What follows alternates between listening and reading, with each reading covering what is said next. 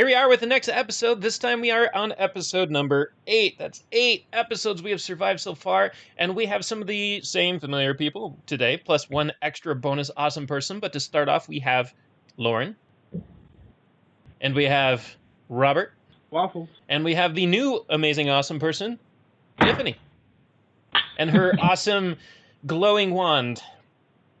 And in today's episode, we have one specific topic, and it's going to be a good topic. This is going to take forever to talk about this because of how wonderful the topic is, and that is a book that's coming out called Ready Player 2 by Ernest Cline. And if you've read the first one, Ready Player 1, very creative, then you'll know it's an awesome book. It is absolutely fantastic. It has led to a movie that was directed by Steven Spielberg, which was also awesome and enjoyed by many, many, many people.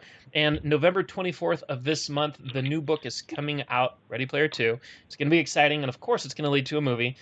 You know that they all are just waiting to get their hands on that to start filming it. But for now, we just have the book, and what we're going to do today is talk about Ready Player 2. We're going to talk about Ready Player 1, the book, the movie, and the future movie, and see what comes to mind. But specifically, let's focus on what have you seen or read. Have you read the book? Have you seen the movie, and or both? And for this, we'll start with Lauren. Well, I have seen the movie and read the book first. I have enjoyed them both quite a bit.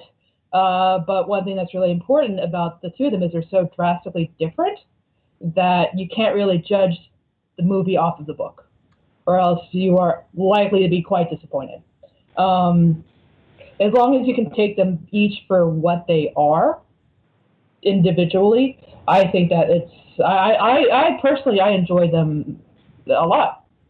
What about you, James?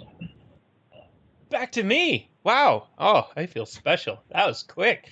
I've seen them both. Or I've read and seen the movie. The book actually changed my life because my ADD prevented me from ever reading. I'm like, I don't have time for reading. Have you seen my life? It's crazy.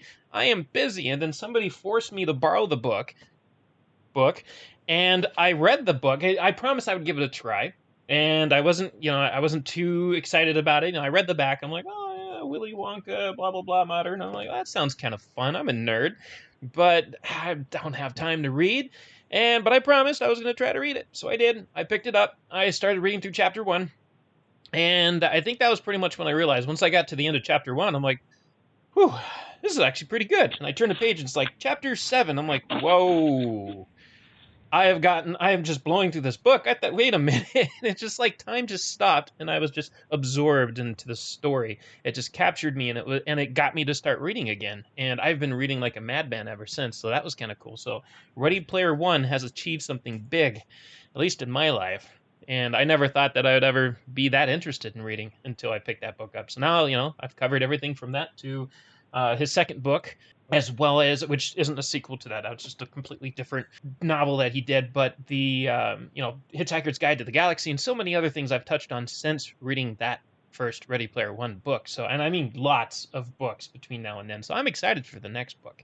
Seen the movie, absolutely loved the movie, and I agree with you, Lauren. They're two completely, they're similar but different in so many different ways because Steven Spielberg felt that he needed to modernize some of the details in the story because of the new generation. They're going to look back and be like, who's Ultraman? I never heard of this person before. A robot? What is that? So they're like, oh yeah, let's get something a little bit more modern in there that the newer generations are going to be able to relate to.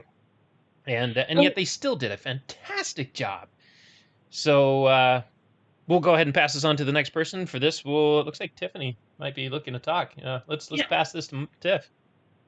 So who was it that forced you to read the book? Well, that would be my stepmother.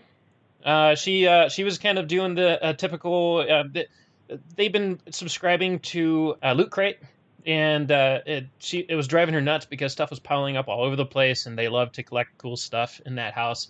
And they have lots of cool stuff, and more stuff keeps coming in. And what she's really good at is, as stuff is coming through one door, she's sneaking out to the other one and sending it back out the other way, giving it to people, going, "Here, take this, get rid of this for me." And the book was one of those things. And I'm like, I don't read. And she's like, just give it a try. And I'm like, fine, I'll give it a try because the back of it sounded cool. And that's how that happened.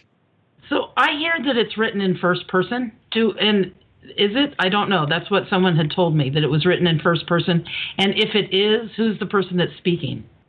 That is, gosh, I can't. Yes, it's been a while since I read the book, but yeah, it is centered around Percival, the main character, the boy that's in the story, and his experience. So, but it is in first person. Yeah. It's his voice. Okay, not a narrator or something like that. Okay. No, he is the narrator. That's first person. Well, so okay, you say that it's different between the book and the movie. And you say because it needed to be modernized from what the book was. When was the book written? Do you know? The book was, what was it, 2016 or something like that, I think is when it came out. Wasn't it? It's 2011. 2011. Oh, okay. wow. Yeah. I didn't know about it until 2016. That's what it was. Okay, I've only seen the movie, obviously. And I'm ready to read the book, but, you know, I've been busy with COVID, so trying to, you know, fill my life with I don't know what. But I do want to read the book, so if any of you want to loan it to me sometime, I'd be okay with that. And so the differences between the book and the movie, are you saying that it's mainly characters or objects or things that he refers to and not necessarily the storyline? Yes.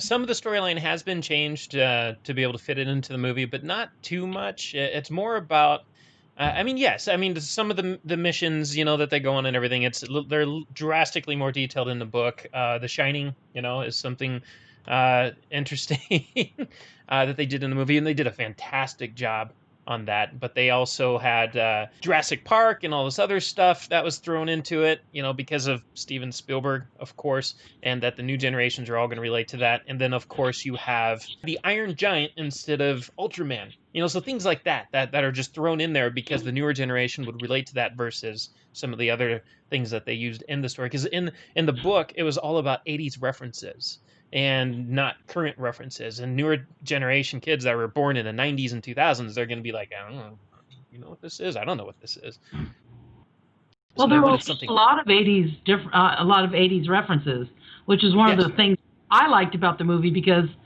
you know, I grew up in the 80s. Oh, Tiff, the book has way more 80s references.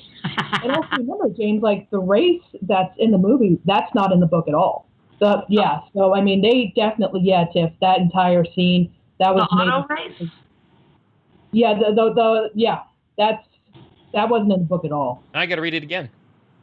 I can't either. I feel like a large part, in my opinion, a large part of the movie is was making it more for the widespread audience instead of maybe just for the niche group that I feel like the book was originally written for.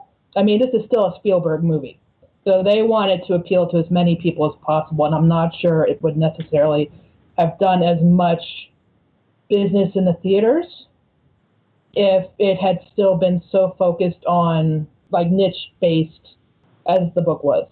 That nails it. How about you, Robert? Oh, never read the book. If they make a comic book, that'd be great. I personally enjoyed the movie. I love all the video games and movie references. I love the car scene because I saw all my classic cars, the Batmobile, the 18 van, the DeLorean. So yeah, I love that movie. It's just a childhood memory. As far as the book 2 goes, I'm sure the book would be great, but I'll wait for the movie to come out for great. You don't want to read it? If they make a comic book, I'll read it. Yeah, I'm not much of the book thing, so. But yeah, but I'm sure it's gonna be a good book. But yeah, give me the comic book or give me the movie. But now You would be. You would be Yeah. totally into reading if you read that book. It changed my life. It could change yours too. my life is good. No, I don't have no. Let's put it this way. Snowy day, can't go out, no internet. Sure, all right. No. Robert, there's a book out there that will change your life. We just have to find it. No. No, I'm not kidding. We all have one. I did my graphic novel for The Walking Dead, so that was pretty cool. Uh, and I'm doing the graphic novel for Ronin, the Turtles, uh, which was probably in the movie anyway. So I'm still connecting the whole topic. But nah, I'm good. Then again, who knows in 5 years? Nah, graphic novel, comic books, and movies. But once again, I'm sure the book is great. I'm sure book 2 will be awesome. I'm not gonna be in line to buy it. But you guys can enjoy it. So what about what everybody really enjoyed about the book and or movie or both? What really stood out the most to you that really captured you? And we'll start with Lauren. The story in general, I thought that it was just absolutely captivating from page one. There's, it doesn't have, like, 30 pages of describing what he's wearing, which I do appreciate. And probably a lot of, the video game and, the 80s references in general were certainly, I appreciated that. The book flies by. It just keeps moving, which I love. Yeah. What about you, James? Back to me again. I feel so special. For me, it was the nostalgia. I'm a big, I'm a nerd. I mean, yeah, nerd, guilty. And I've grown up always, I've always loved RPGs and things like that. None of those online ones that just go on forever, but those console-based ones that have an end. It's just like reading a book, but you're playing through it. And that mixed with all the nostalgia since I was born in the 80s, that book I didn't absorb the book absorbed me. That's what it felt like. I mean, I just couldn't stop reading. I'm like, I had to know what happened in the next chapter, and I had never experienced that in a book in my life. And I've read a lot of books, mostly thanks to school and college, a lot of books. And those, I couldn't wait for the chapter to end. This book was complete opposite, and that's what changed my life. Loved it. And then the movie, the nostalgia effect is the same yet different. So it just continued to capture me even further. And then, of course, the added nostalgia of the fact that I read the book and they didn't ruin the book. So that it just made it even more exciting. I'm like, oh gosh, I can't wait to see what they do next. I know the second book's going to be awesome. What about you, Rob? What I liked about the movie is the concept of virtual living. You have the real life, which is you could be rich or poor, and that depends on how much you can get into the game. I know in the movie he had a okay set, and then he had the full 3D suit that could feel everything.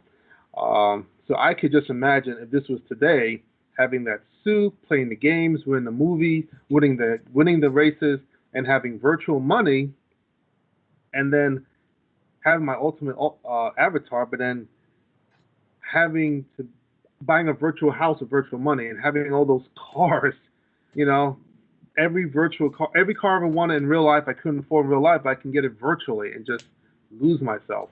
Uh, that would be nice. And who knows, maybe the way things are going, that would be the way. But that's the one aspect I liked about it, the whole virtual versus reality living. So lose yourself, you might say. What about you, Tiff? Well, okay, so the crazy thing is I'm kind of the opposite of Robert, as in the virtual world, while it's really cool and looks really neat and everything, it's not what I want, not what I liked about the movie. I liked the fact that they realized that you can't just have the virtual world, that you need to be out there in the real world, and loved the 80s references, obviously. And yeah, it's cool to have that stuff in the virtual world, but this is the crazy thing. It would be great to go into a virtual world and be able to do that stuff, but I don't want to have to do the virtual work to get to the level to get all that crap.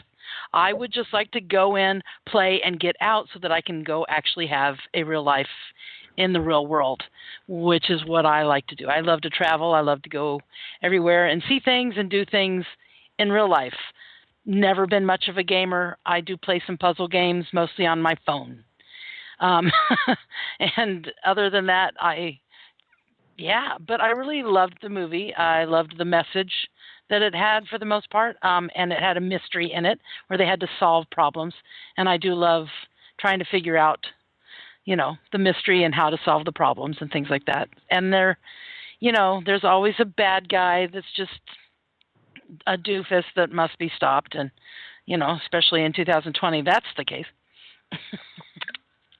So, but yeah, and the 80s references, like I said before, but yeah, opposite of Robert.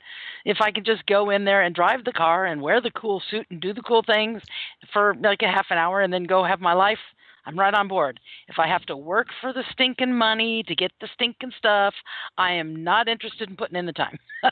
That makes perfect sense, and I agree. I wouldn't want to be stuck in a virtual world. I'm a geek, I'm a nerd. I'd love to visit that virtual world and do all sorts of stuff in that virtual world, but I would not want to be stuck in it. There's just too many things in the real world to enjoy and be thankful for, and to explore. I just no. But it is cool, and as Robert was saying, the whole upgraded suit and everything.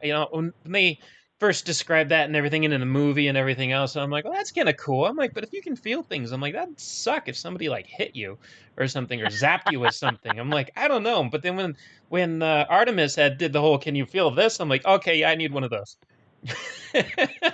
I'm like, all right, this is getting exciting. It could be cool if you could turn on and off the the touch sensitiveness of the haptic feedback. Right. I think that if we ever ventured that deep into VR, we absolutely would need the haptic feedback to really immerse ourselves and allow our mind to be able to really accept the experience, because that's one of the biggest flaws in VR right now is, for one, the screen door effect, which they're about to solve coming up soon, which is really exciting. I might jump into VR finally. But the other thing is that your brain is constantly conflicting with you, going, this isn't right. This isn't right. And it's like a focus issue with a TV in the wall in the dark, and your brain is just like, I can't take this until you put a light behind the TV and it can see it, the depth perception, and then your eyes are like, okay, this is cool. The same thing applies to VR, I think, because your brain's going, I'm not feeling this, but if your body can pick up that haptic feedback, then yes. And it looks like Tiff has something.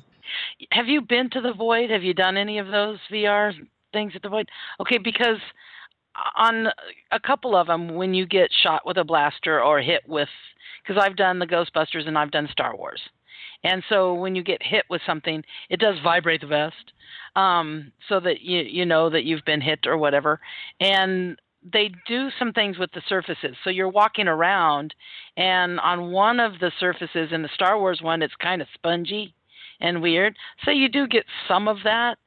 And you're picking up a gun, so you're feeling the gun, but you're right. If you're not feeling it and you're not really there, you're not really there.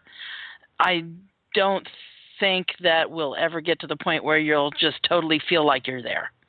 I just don't think that's possible unless you're doing an implant in your brain or something, and I'm not signing up for that. So. Administer some LSD before logging in. Yeah, but that's hard to control as far as Yeah, you wake up in your neighbor's house. What happened? Oh crap! Yeah. So, in terms of the new book coming out in November 24th, I actually tried to reach out. We don't have the viewership just yet, but I tried reaching out to the publisher of Ernest Cline's, which is Penguin Random House. They're amazing people. I've spoken to them many times in my other life through POC, but this is a little bit different because it doesn't. I mean, we hardly have a following at all so far, compared to POC that has an incredibly huge following, and yeah. You got hundreds and hundreds of thousands of people, and here we got like 100. But 44,000 followers or so. But not everybody's watching these videos just yet. But I tried to reach out to him. I said, hey, you think Ernest Cline might be interested in jumping in on this one? Because he can't go anywhere because of the pandemic and everything. So I figured he could use whatever he can get. And he's a fellow nerd. So he enjoyed just chatting about his book for a while. But unfortunately, they said he had to decline. He's a busy man. And we're not just quite there yet. But it would be cool in the future to talk to that gentleman because he is brilliant. And we are excited about his book. And Tiff, I will let you borrow my book. Yay! Well, I have time right now. Hopefully I'm getting a job soon. So, now that the election is over and I'm done with my election work. So we'll see. But I can still read while I'm working. We'll get you started on that one. And that way you can check out the book number 2 when it comes out. Which leads us to our last question is, who's buying the book and who can't wait for the movie. I mean, I know I'm jumping on the book. I am jumping on that book. Well, actually, I think they're sending me a book. So, I mean, I have a little exception there. But they are sending one out. But regardless, I'm probably going to buy one anyways. And just because of the fact that I appreciate the franchise that's built around it and everything. Everything is just so wonderful about the book and the movie, and I can't wait for the second movie. I will definitely be there to see the second movie, and I will buy that movie like I did the first. But let's move this over to Lauren to see what her future is in revolving around the second. Well, I'll be buying it. I look forward to it. I have tried to look up. There's, understandably so, there's very little information about the story of the second one. I mean, it's just enough to, make clear that it's the same, same lead character. And it's basically that's an immediate continuation. There's no downtime at all in the story between the first story and the second one. So I'm definitely, my curiosity is piqued. So I look forward to it coming out. Tiffany. Do we know, have they started filming the second movie or anything? We don't know, or they haven't? They have not. No. They have not. So there may be a delay with COVID anyway. Yeah. Although so much of it's virtual, maybe they can just do it easily. No, I have no idea. Okay, just curious. And yeah, I've always wanted to read the first book, and I'm kind of working on a book myself that I'm not necessarily a good writer, so it'll probably take me thousands of years. But as of right now, I'm writing it in first person. I don't know if it'll continue on in that fashion. So I haven't read a book in first person in quite some time, and that's one of the reasons I was asking about this one, because I would like to, read one that I know that I would probably like, not one that I might not like, to see if I want to continue on in first person or not. So I'm curious as to whether the second book is also in first person, or he'll break from that and go with a narrative. We don't know. These are questions inquiring minds want to know. Yes, everybody looks questioning. Except Robert. He looks like he doesn't care what the book is going to do. Well, I look forward to the movie. I'm all on board on the movie. I'll say it once, I'll say it again. If they do a graphic novel, I'm all on for the graphic novel. As far as the book goes, nope. Don't plan to read the first one, so I'm not planning to read the second one. That's just me. So, Robert, if you were in a virtual world like Ready Player One, and in order to get to the next level and get your Batmobile, you were forced to read a book, would you then read the book? Well, that's easy. No, that's fine, because I see your challenge, and I would read a book, but then I would enable my speed reading mode, and I could read a book in 2 seconds. Bam, done. But you don't have that mode yet until you read the first book. You have only regular mode. You can't get speed reader mode until later after you've read your first book. And then that's why I'll just create a cheat code. Thank you. Next. No cheating. Cheating sucks. James, can we keep her? Yeah, right? There's a way. If there's a hey, look, I want that Batmobile, so yeah. Boom. Get that reading on. Download it. I'm gonna get that Batmobile either way. So wherever you want to throw at me, I'm getting that book. I'm getting that Batmobile. So. You said book. Now it's in your head. You will read a book. Yeah. I'll download the book. Yeah. Okay. I tried, Tiffany. I give you props, but nah. Virtual reality, nah. Graphic novel, but yeah. No bookie. No, but I will get that Batmobile. Thank you. James? I've already mentioned I'm buying the book. I'm getting it. Well, they're sending it, but I'm going to buy it anyways because I like to support a good artist, and Ernest is definitely a good artist. And both him and Spielberg did such a great job on the movie. I bought the movie on Blu-ray, and I will buy the second one too because I love supporting the people that deserve that support, and they will definitely have that support. So I can't wait for that. This is truly going to become a I don't know. If it can be at least half the book that this is, it is still going to be a bestseller. I'm sure it's going to skyrocket. But if it can be as good as this, oh, maybe it's going to change the lives of others as well and bring them into reading as well. The movie should be just as good, especially with the hands of Spielberg being all over it. So it should be fantastic. And looking forward to it. And hopefully the second book, which I mentioned earlier, I don't have it here, but that's I did mention the title. It's Armada. It's also a fantastic book. I think Ernest made the mistake of copy and pasting all of the same 80s references almost into that book. So I think he was riding on the gravy train there a little bit. But it was still a fantastic book. It was like a modern version of The Last Starfighter. And it was exciting. I love The Last Starfighter. Sorry. Yeah. No, you'll love the book. Then I highly recommend that one as well. Last Starfighter was fantastic. Armada was fantastic. It was fun. So it was kind of like a bounce between the two worlds of Last Starfighter meets newer video game generation. So The Last Starfighter was a book? Movie. I know it was a movie. Was it ever a book? It might have been a book. It might have been a book. I love that movie. I can't tell if Robert's agreeing or if he's trying to chime in. I'm saying that they're working on Starfighter 2. Yay! Rumor online has it that the Last Starfighter 2, they're working on it. So maybe that's something to talk about next week. I wonder what the video game in that one will be. Well, I think it's supposed to take off where it's supposed to be him older. I think it's supposed to be like a continuation. So right. His daughter or son after he's gone to the planet and defend the outpost and upgrade it. So. Well, he'd have to be older because I don't know. That guy would be much older at this point. It came out in the 80s, right? Yeah. Lauren's camera's wigging out right now. It's going in and out and moving around. I'm like, what is it doing? The Skype is weird. Oh, there it goes again. See? Well, I don't know. You're not seeing it. I'm seeing it. So there we have it. That's the end of the topic. It's one, like I promised, a really solid topic that we're going to enjoy talking about for the full episode. But thank you to Ernest Cline, who's not here. But thank you for making such an awesome book and leading to such a great movie. And we look forward to the second book. Ernest, keep it up. You're doing a great job. Just can't wait to see what you got next.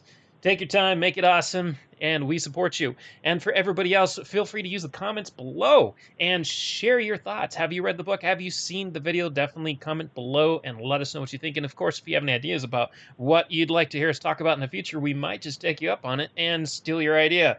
Or, well, we'll dedicate it to you, but we'll use your topics and talk about it in the future. So use that comment section. Of course, subscribe, because, friends, Facebook friends, things like that, they're not, digital friends. They still make you feel better on the inside. It's something warm there that happens when everybody follows you. So definitely follow us, subscribe, because we got so many more videos that you are going to love, I'm sure. Thanks to this awesome cast of people here. We have, again, Lauren. We have Robert. We have the amazing Tiffany. She's new and she's awesome. You'll love her. She'll be in the future, I'm sure. I'm just James. I'm the moderator. I talk a lot. And we will see you guys in the next show. So until then, again, comment, subscribe, and see you then. Bye.